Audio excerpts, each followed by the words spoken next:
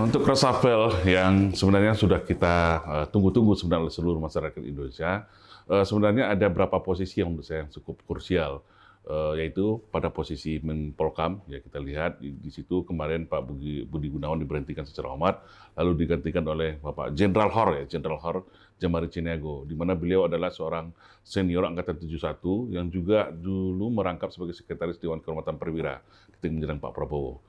Jamari Caniago juga adalah mantan Kasum TNI, mantan Pangkostrat dan Wakasat, dan juga Pangdam 3 Siliwangi. Jadi secara profesi dan pengalaman di dunia militer khususnya, beliau sudah tidak diragukan lagi.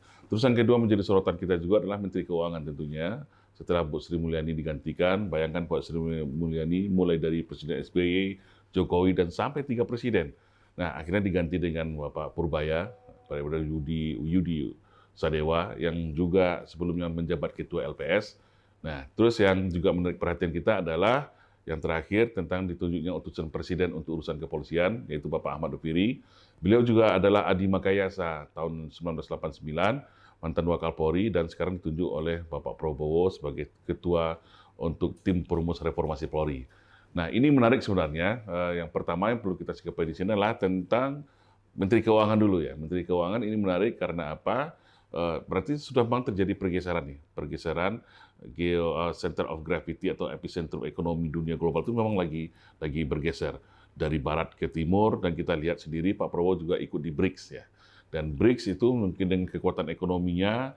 Nah, saya juga melihat semacam code of conduct ketika Pak Prabowo mengunjungi atau menghadiri hari ulang tahun Cina kemarin, ketika ada 4 tokoh besar dunia di BRICS itu seperti Pak Prabowo, Putin, Xi Jinping, dan Kim Jong-un berdiri, itu memberikan pesan yang luar biasa terhadap dunia.